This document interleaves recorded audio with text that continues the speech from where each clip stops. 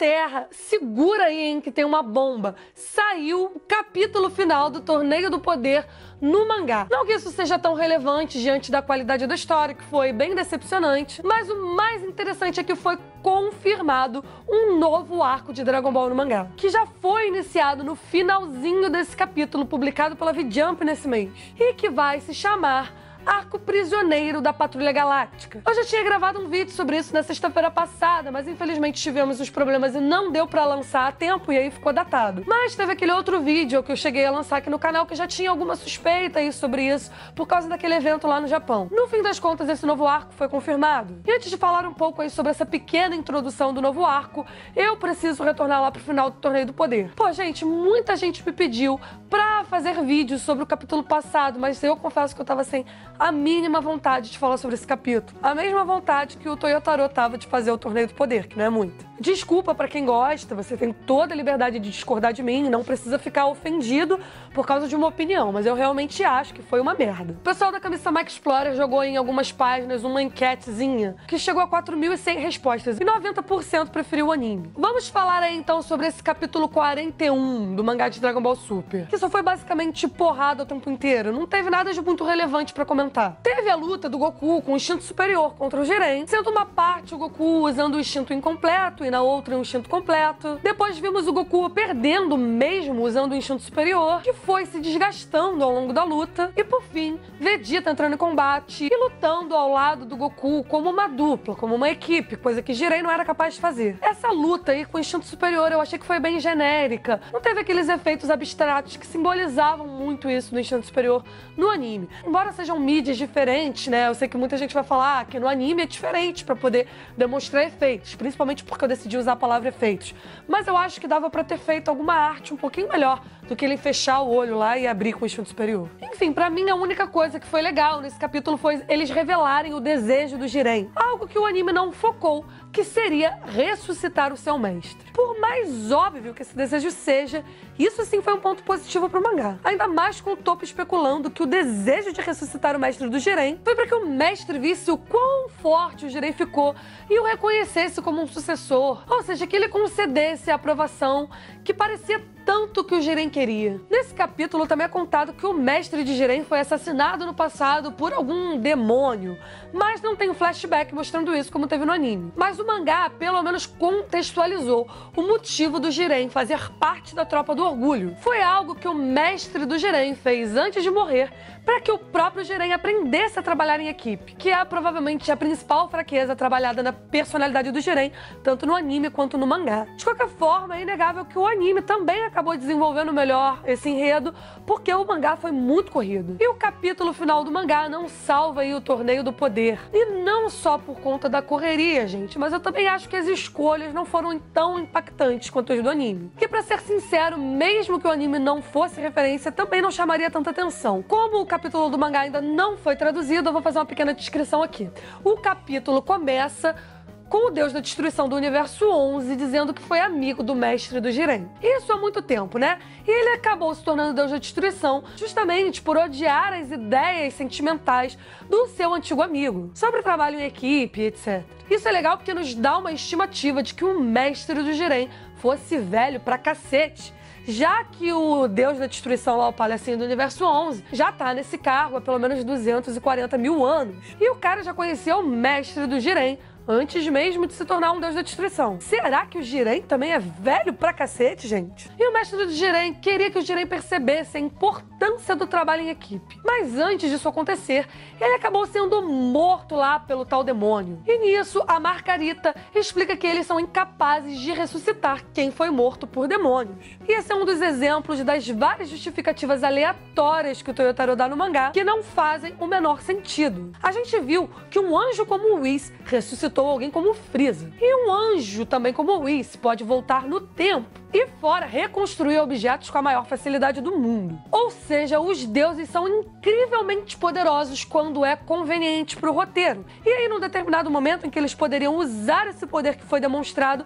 eles simplesmente não podem. Também por conveniência do roteiro. Isso é um conceito aí conhecido como Deus Ex Machina. Eu ainda pretendo fazer um vídeo só sobre isso, sobre o poder usado de maneira conveniente diferentes que depois entram em contradição, que é diferente desse vídeo sobre os poderes que vão aumentando cada vez que tem um capítulo novo nas séries. De qualquer forma, era muito mais simples usar o argumento de neutralidade que os anjos têm para dizer que eles não podem ressuscitar ninguém. Continuando, o mangá segue aí com as lutas de Goku, Vegeta e Jiren, mas Jiren claramente mantém a vantagem e acaba derrubando o Vegeta de uma maneira meio bizarra. Nada daquele discurso do anime do Vegeta sobre a sua família foi usado, nem ele visivelmente já lutando sem forças, nem repassando seu desejo de vitória pro Goku, incentivando ele a continuar lutando. Enfim, nada disso aconteceu. De qualquer forma, o Goku continua lutando sem qualquer chance contra Jiren, sendo pressionado para a borda da arena, até que Frieza surge do nada, já com uma bola de energia gigante direcionada para cima dos dois. Mas mesmo com o Goku segurando o Jiren, ele conseguiu desviar do ataque. Só que a guarda dele acabou ficando aberta e o Frieza se joga para cima dele e do Goku. E nisso todos os três caem para fora da arena. E aí o Frieza fala que esse era o seu objetivo o tempo inteiro. Apesar, gente, de ser surpreendente o Frieza sendo colaborativo em qualquer situação, essa cena nem de longe transmitiu aquela mesma sensação de vitória pro Universo 7 que a gente viu lá no anime. O Frieza foi totalmente colaborativo no anime. A gente teve a oportunidade de ver uma situação inédita, onde os guerreiros mais impensáveis lutariam em conjunto. No mangá, esse papel foi dado ao Goku e ao Vegeta, como se os dois lutando juntos fossem algo inédito ou chocante, sendo que desde a saga Buu que essa colaboração entre os dois acontece com frequência, sobretudo no arco de Trunks e ao decorrer do próprio Torneio do Poder. Infelizmente, essa é uma interação batida e o Toyotaro desperdiçou um dos melhores momentos do anime, que inclusive refletia profundamente no dilema vivido pelo Jiren. Afinal, no anime, o Universo 7 venceu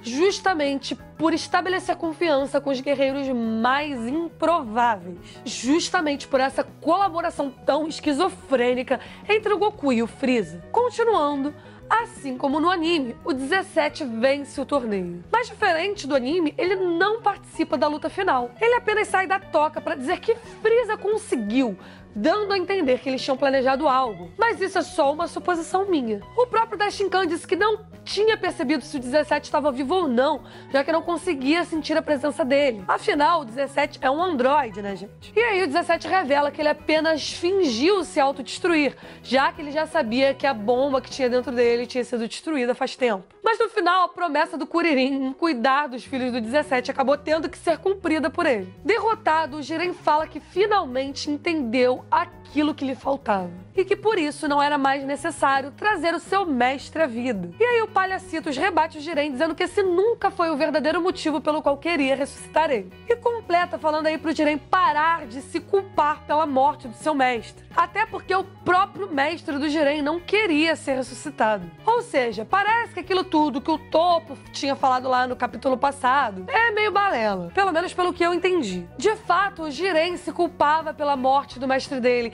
e é por isso que ele queria ressuscitar o cara, para tirar o peso das próprias costas. Sobre o desejo do 17, é claro que era meio óbvio já, previsível que seria o mesmo que o do anime, restaurar todos os universos. A diferença é que no anime tinha lá uma certa pegadinha dos Xenos e do Daishinkan. Afinal, um pedido egoísta seria a prova de que os universos mereciam ser extintos. E isso aí já não foi explorado no mangá. O Daishinkan no mangá até se surpreende com o desejo. Ou seja, os Xenos não queriam fazer um teste de provação. Eles estavam dispostos a destruir a porra toda mesmo. Apesar de que isso já tinha sido explícito desde o início desse arco. Tem uma coisa interessante, que é que o Daishinkan revela pro Shin que o nível do Universo 7 subiu muito com o torneio. Tá, na verdade não subiu muito. É que agora eles não são mais o penúltimo universo ranqueado. E sim o antepenúltimo. Uma coisa que eu achei curiosa, gente, foi o 17 falando que o desejo dele de pedir para restaurar os universos foi porque ele não queria que os Xenos fizessem o que eles tivessem afim. Ou seja, galera, foi só por causa disso mesmo que o 17 salvou todo mundo? E o Vegeta diz que a Bulma ficaria de boa emprestando ou dando aí um navio para ele, já que ele salvou o universo. E assim como no anime, o Whis traz o Frieza de volta à vida, dizendo que essa é a recompensa de Beerus pela sua boa performance no torneio. E a mesma ideia que é abordada no anime, que é o Goku deter Frieza caso ele comece a fazer merda, também é abordado no mangá. Outra diferença entre o mangá e o anime foi o Goku dizendo que o 17 era quase tão forte quanto ele, mesmo não tendo feito muita coisa. Ou seja, esse muita coisa significa treinar. Sendo que a Bulma ressalta que o 17 tinha feito algo sim.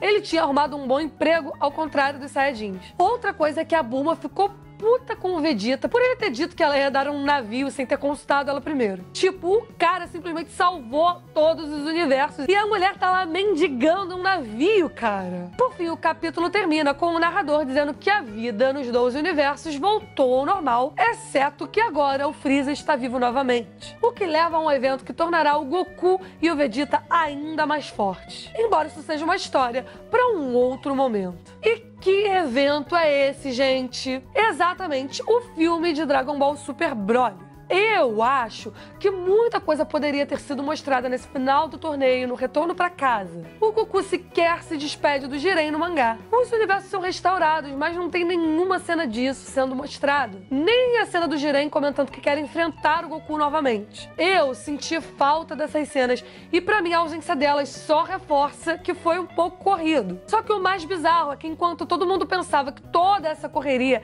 era pra poder trazer os acontecimentos do filme pro mangá, o Toyotaro nos surpreende, deixando aí o filme do Broly para escanteio e dando início a uma nova saga, que mal começou e já tá dando muito o que falar. Claro, gente, eu falei aí que o Toyotaro deixou de lado o filme, mas é claro que não dá pra gente responsabilizar o cara por isso. A gente sabe que ele diz que tem liberdade aí pra atuar na história, porém, a gente sabe que numa coisa assim envolve decisão de mais pessoas. E o que falar sobre esse novo arco? Eu vou fazer aqui um resumão dele, porque ele teve pouquinhas páginas. Vamos lá. Ele começa mostrando o Goku indo treinar com o Vegeta lá na sala de gravidade. O Goku diz que não conseguiu mais usar o instinto superior desde o torneio. O Vegeta diz que uma técnica irrealizável como essa é uma técnica inútil. E o Goku diz que não há atalhos quando se trata de treinamento. Ele só teria que aprimorar o seu poder da maneira antiga. E no meio desse bate-papo, o Vegeta se recusa a lutar ao lado do Goku novamente. E o Goku também diz que prefere ganhar por sua própria conta.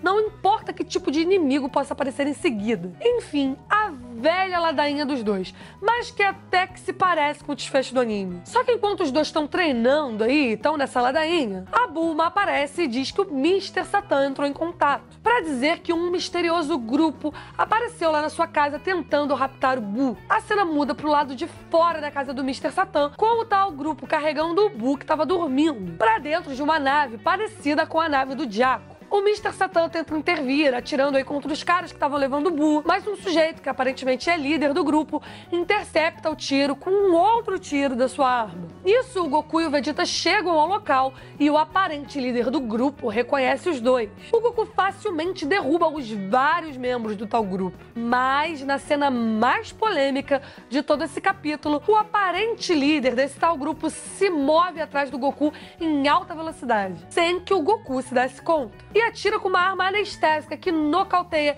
instantaneamente o Goku. Mas se só isso não fosse o bastante, ele faz exatamente a mesma coisa com o Vegeta, que já tinha se chocado com a situação. Enfim, o Goku e o Vegeta acordam dentro do QG da Patrulha Galáctica, ao lado de Jaco. O rapaz que nocauteou ele se chama Meros, e ele é o patrulheiro de elite número 1 da Patrulha Galáctica, que toma conta de 104 distritos, sendo que o Jaco tá no comando de apenas 3. O tal Meros explica que um criminoso maligno escapou da prisão e que para poder capturar esse criminoso eles precisam da ajuda de uma pessoa especial, que seria justamente o Dai Kaioshin, que foi absorvido pelo Buu. Tá, vamos lá. Esse tal do Meros derrubando o Goku não fez o menor sentido pra mim, muito menos o Vegeta. E eu não tô falando que foi por causa da arminha, tá, gente? A gente já viu uma arma alienígena derrubar o Goku no Renascimento de Freeza. O problema não é a arma, mas sim a situação. Em Renascimento de Freeza,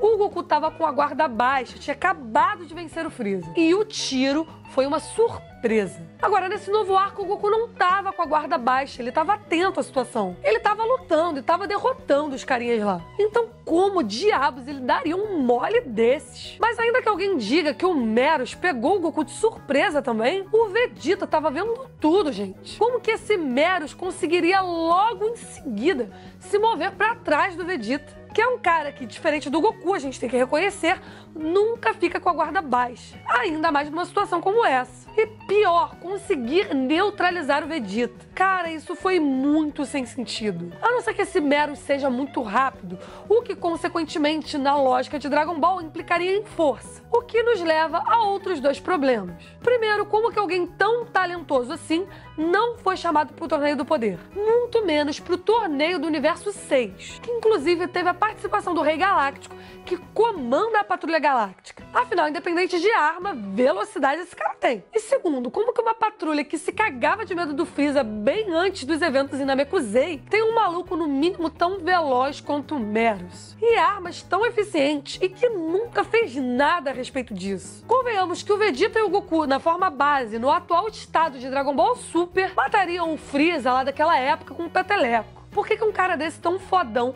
não acabou com os planos de Freeza já desde aquela época? Inclusive, ele sequer esteve presente quando o Freeza renasceu. Seja o que for, o capítulo se encerra aí com alguns questionamentos que eu espero que sejam respondidos ao longo do arco. Eu queria saber como que alguém da Patrulha Galáctica cita Dai Kaioshin, sendo que o próprio Jaco afirma que deuses são lendas quando tomou conhecimento de Beerus. Mas, de qualquer forma, é curioso que um deus que foi absorvido pelo Buu em tempos imemoráveis era conhecido por uma organização que sofria com Freeza no passado. Mas se até o Rei Vegeta e o Freeza chegaram a conhecer o deus da destruição, vai que, né? Enfim, eu só acho muita audácia se meter justamente com o Buu, que pela lógica deveria transformar a Patrulha Galáctica em pó. Justamente por essa mesma Patrulha Galáctica ter sido frouxa diante de um Freeza. De um Freeza de uma época que os Kaioshins matariam com um pescotapo.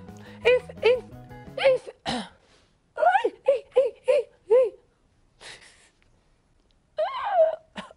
Bora.